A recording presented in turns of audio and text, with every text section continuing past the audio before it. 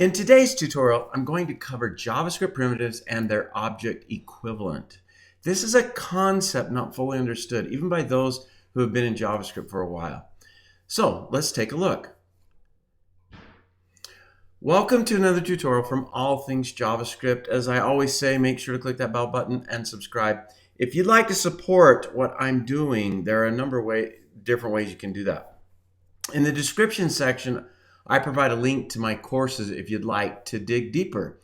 I've provided a Patreon link with different levels and benefits that you could use. I also publish on Medium, so you can follow me there. All right. You may or may not be aware that for the data types of Boolean, number, and string, there's more than one way to create them. For example, they can each be created as a primitive or as an object. Let's look at that first and then discuss why. So here I have 6 statements where I've created a string as a primitive, string as an object. You can see how that is done. We use the constructor, new string, and then we pass in the string value. Same with number, Boolean, okay? And here they are created as a primitive. And then you can see down here at the bottom, I have 3 alerts. And the reason I'm using alerts, I want to show that these string, number, and Boolean created using the constructor show you they're going to display the same value as the primitive. Now I'm not using console.log here. We'll look at that in a bit because I'm on Chrome and Chrome will display some of those differences that I want to talk about.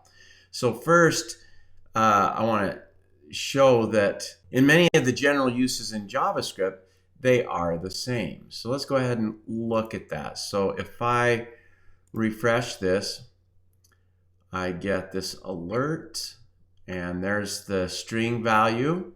Looks very much like a string. There's the number value. There's a Boolean value. And so those look the same as if we had used the primitive to display an alert. There is no difference there. Now, as I mentioned at the console, we can see a difference. So I'm going to jump to the console here. And first off, so if I do strp, which is the primitive, that's how that displays in the Chrome console. But if I do stro, this one was created with the constructor. Notice how it displays like an object. Well, and that's because technically it is an object. It's created with a constructor. It is a string object as opposed to a string primitive.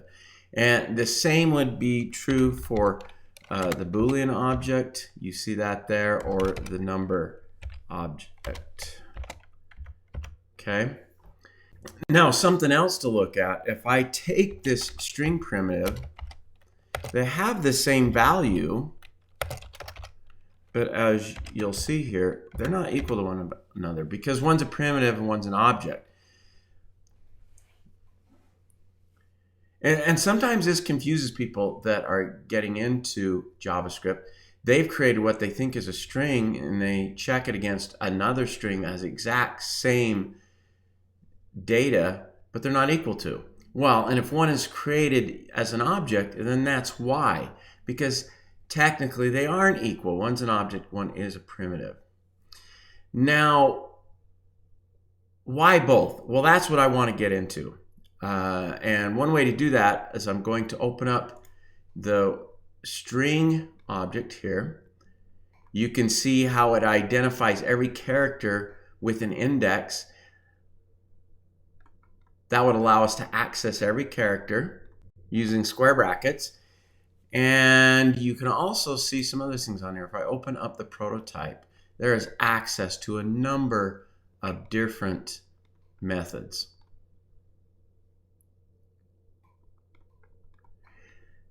And these are methods you've used. So a simple one here, to uppercase. So if I come down and do string_o.toUppercase, I have access to that method because it's on the prototype and it converts everything to uppercase. Well, Boolean and number, they are the same thing. We can look at them and there are some methods. Not as many as we have with string, but there are some methods there which can be used. Now, what about the primitives? Now, I know you're thinking, well, I've used these same methods or techniques with primitives, and yeah, they're available on a primitive. But why is that? So just an example, here's my primitive. I can do strp.toUppercase. I can do strp and then extract the first or the second character. All of that is possible. And why is that possible with primitive? Well, this is the reason. And this is really the important part of what I wanted to get into. All primitive types, except null and undefined, have their corresponding object wrapper types. And these provide useful methods for working with primitive values. So when a property is accessed on a primitive value, similar to what we did here, okay, when that happens on primitive value, JavaScript automatically wraps the value into the corresponding wrapper object and accesses the property on that object instead. So everything we saw on the objects is accessible from a primitive because JavaScript, when we try to access those from a primitive, wraps it in what we call a wrapper object and makes that available. And so that's why we have those, so that these things can be available for the primitives. Now, which should you use when you're creating them? Well, in all cases, really, you should use the primitives. You should use the primitives when creating strings, numbers, or Booleans. It's just the preferred way of doing things.